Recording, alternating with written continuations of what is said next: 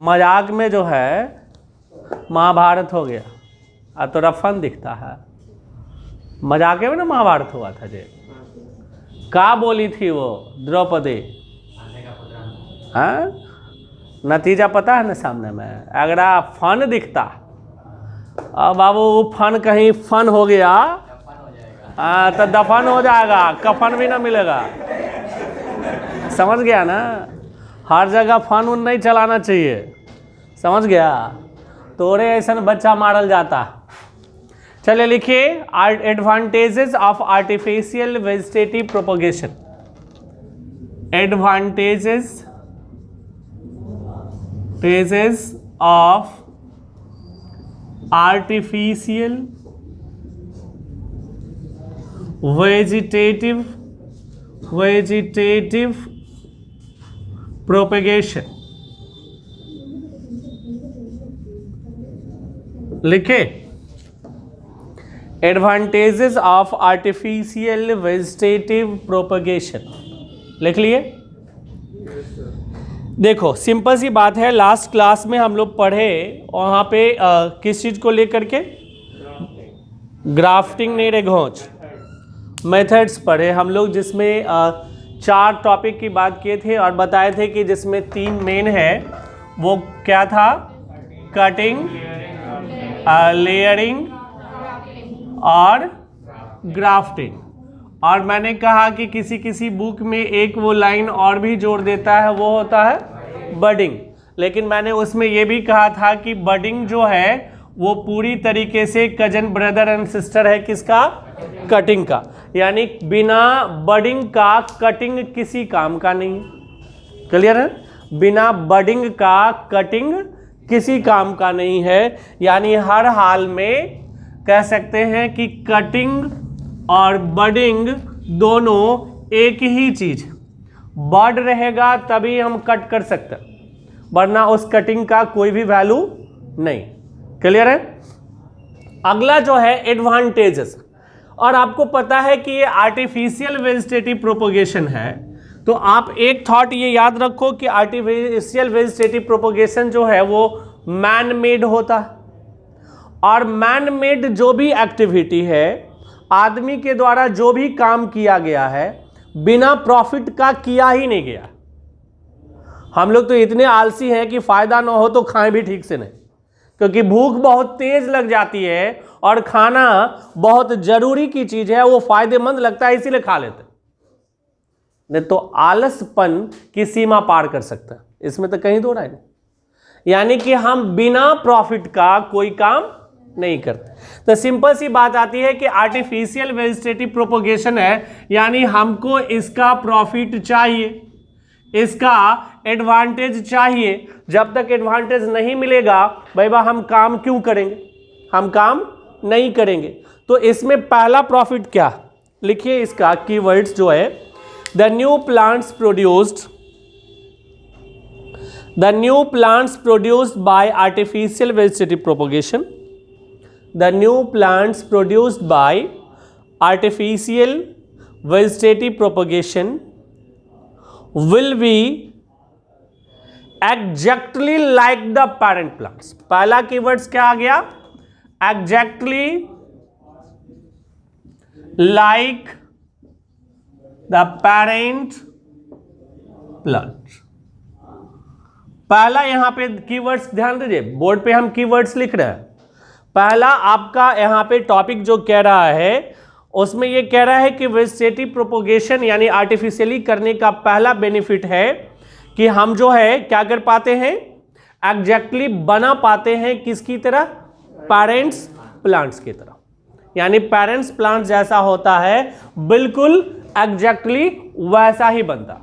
और एक चीज हमेशा ध्यान रखिएगा, एग्जैक्टली लाइक जो होता है पेरेंट प्लांट का, यानी जिसको हम कह सकते हैं एज अ फोटो कॉपी की तरह, ये बिल्कुल एक ही मेथड में हो सकता।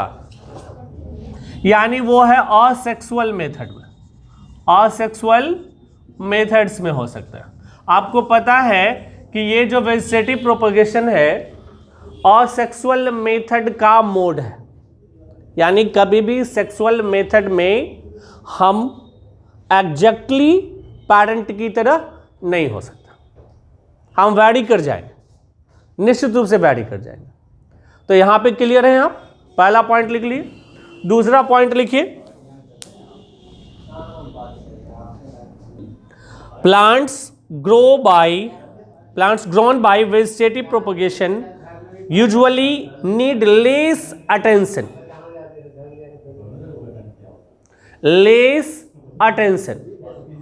उसमें आपको जो है क्या है, दूसरा पॉइंट लेस अटेंशन। आप ध्यान दीजिए, अटेंशन का मतलब क्या है, ध्यान देने की जरूरत पड़ती, तो ज्यादा ध्यान देने की जरूरत आर्टिफिशियली में नहीं पड़ता। Getting my point? यानी ज्यादा केयर करना जरूरी नहीं है। अगर नेचुरली है तो नेचुरल है, तो वो नेचर से है, तो वहां पे आपको मोर अटेंशन की जरूरत पड़ती है। किसमें? जब नेचुरली। और ये आर्टिफिशियली है तो इसमें लेस अटेंशन की जरूरत पड़ती है। दूसरा एडवांटेज हो गया। पहला एडवांटेज कि जैसा पेरेंट प्लांट्स है वैसा हम उगा लेंगे, यानी आपके विश के अनुकूल आप जैसा चाहते हो वैसा बना लेते हो। जिसको पिक किए, मान लो बहुत सारे प्लांट्स हैं, उसमें किसी एक को पिक किए जो बहुत अच्छा है और उसको हम आर्टिफिशियली बनाए, प्रोपगेट किए, तो बाकी जो भी प्लांट्स बनेंगे वो सब अच्छे की तरह ही बनेंगे, क्योंकि बाकी सब बेकार को तो हम छोड़ दिए, एवरेज बिलो को हम छोड़ दिए, हम पिक किसको किए? अच्छे को। जैसे आपको पता है कि बहुत सारा केसेस में आप सुनते होंगे कि कोई भी इंस्टीट्यूट जो है बहुत बेहतर रिजल्ट दे देती है। अब इसका एक रीजन ये नहीं कि वो बहुत बेहतर कुछ कर देती है, वो पॉलिश्ड बेहतर कर देती है। और कोचिंग इंस्टीट्यूट क्या कर सकती है, जरा गौर से समझो तो। कोचिंग इंस्टीट्यूट सिर्फ और सिर्फ बूट पॉलिश करने का काम करती है। यानी बूट पॉलिश करने का मतलब है कि जो बूट आपके पास है, जो शूज आपके पास है, उसको चमका देती है, इसके सिवा कुछ नहीं कर सकती। इसके लिए पहली शर्त और आखिरी शर्त क्या होनी चाहिए? आपके पास बूट अच्छे क्वालिटी की होनी चाहिए, तभी अच्छा चमकेगा। अब बूट है ही नहीं, शूज है ही नहीं, आप कहो कि वो जो पॉलिश करने वाला मोची है वो खूब बढ़िया से चमका दे ब्रश मार के, वो जुतवा फट जाएगा, बट चमकेगा नहीं। तो कोचिंग इंस्टीट्यूट में भी जो ये रिजल्ट आता है ऑनेस्टी के साथ, वो रिजल्ट किस पे आता है? स्टूडेंट्स के क्वालिटी पे। उसका क्वालिटी ऑफ एजुकेशन कैसा है उस पे आता। बात समझ रहे हैं? अब मान लीजिए कि बहुत सारे, मैं नाम नहीं लूंगा, लेकिन बहुत सारे ऐसे इंस्टीट्यूट है जो सुनते हैं कि बहुत बेहतर रिजल्ट दे देता। अब वो टेस्ट लिया और टेस्ट लेने के बाद वो पिक ही किया। जैसे आपने अभी जानते होंगे कि सुपर 30 में एडमिशन लेने के लिए ही आपको टेस्ट देना, उसमें से 30 को सेलेक्ट करना, वो भी इंडिया लेवल। तो भाई बा हमरे की एक बात बताओ, तो क्रीम तो छोड़ो, क्रीम में से भी क्रीम चुन के चला गया, तो रिजल्ट कौन देगा? वही ना, नॉर्मल बच्चा रहे तब ना आप उसको रिजल्ट दीजिएगा। कहानी समझ रहे हो? कॉन्सेप्ट क्लियर हो रहा है? तो वो जो रिजल्ट लेके आया, मैं एग्जांपल दिया हूं, मैं इनके बारे में नहीं कह रहा हूं, मैं एक एग्जांपल दिया हूं, वो बहादुरी नहीं है। नॉर्मल एवरेज जो स्टूडेंट्स है वो पिक हुआ और वो बेहतर रिजल्ट लाके दे दिया, तब इसको क्रेडिट जाता। कहानी समझ में आ रहा? आज जब हम क्रीम चुनवे किए, मलाई काटिए लिए, उसके बाद रिजल्ट बता रहे हैं, तब भाई बाबू क्रेडिट स्टूडेंट का, इंस्टीट्यूट का नहीं। लेकिन बैनर पोस्टर में नाम किसका आ जाता? इंस्टीट्यूट का। समझ में आ रहा? तो वहां पे क्रेडिट जो है वो पूरी की पूरी तरह स्टूडेंट्स का। आप वही आर्टिफिशियल वेजिटेटिव प्रोपोगेशन में देखो कि हम पिक ही कर लिए अच्छा, और उसके मोड को हम फिर बार बार यूज कर रहे हैं। तब मान लो पिक जो बेहतर हुआ है और उसको हम आर्टिफिशियली सीड्स बना करके, बाकी चीजें बना करके प्रोपोगेट कर रहे हैं, बना रहे हैं, तो निश्चित तौर पे आगे जो बनेगा, प्लांट्स जो ग्रो करेगा वो बेहतर ग्रो करेगा और मेंटेनेंस कम लगेगा क्योंकि वो ऑलरेडी पहले ही बेहतर है। ये जो सेलेक्टिव स्टूडेंट है इसको पढ़ाने में मेहनत कम लगेगा क्योंकि एक बार समझाना है और जितना समझाना चाह रहे हैं उससे ज्यादा वो खुद समझ रहा। अब निकल गया लोल बच्चा, समझाई ले जा रहा है, समझाई ले जा रहा है, गठरी बांधा जितना माना समझा ले, हाँ समझने को तैयार नहीं है, उसको कौन समझाएगा? कोई समझाएगा? जितना क्रेडिट चाणक्य को है अखंड भारत के निर्माण में, उससे तन को कम क्रेडिट चंद्रगुप्त का नहीं। चंद्रगुप्त उतना मेहनत किए तब ना चाणक्य वो बना दिए। क्या नहीं समझ में आ रहा? चंद्रगुप्त कहता अपन रखिए सिखा खोल के, हमनी के का जाता, हम न लड़ेंगे मर जाएंगे तब। हेलो, सोच के देखो, कहीं काटिए देगा हमरा तब राजा बाद में बनेंगे, मर जाएंगे तो राजा कैसे बनेंगे? एक बात तो ऐसा होगा। तो वैसे कंडीशन में चाणक्य क्या करते हैं? क्रेडिट उतना ही चंद्रगुप्त का भी है।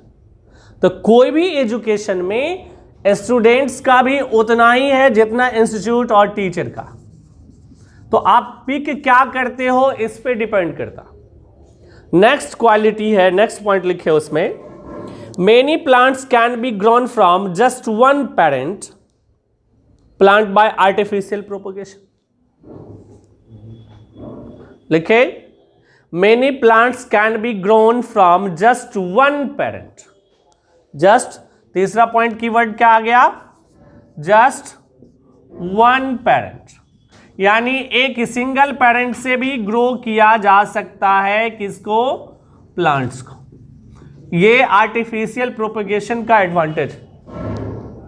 सिंगल मॉम होते हैं बहुत सारे हैं हमारे देश में, सिंगल फादर भी होता है, लेकिन सिंगल मॉम होना ज़्यादा डिफिकल्ट है क्योंकि फिनेंशियली वहाँ पे बहुत परेशानी होती है, बहुत तरह की समस्या होती है, और बहुत फिनेंशियली समस्या से ज़्यादा है सोशली फाइट करना पड़ता है सिंगल मॉम को, हद से ज़्यादा फाइट घर में करना पड़ता है, बाहर तो छोड़।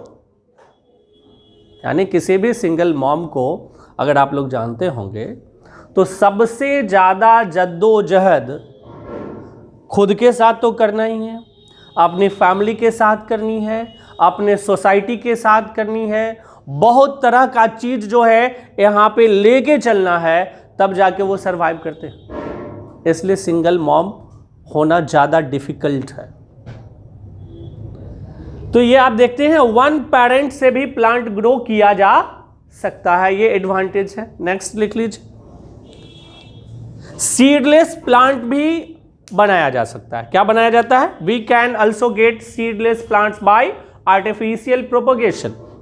यानी फोर्थ जो एडवांटेज है, हम सीडलेस प्लांट बना सकते हैं। Seedless plants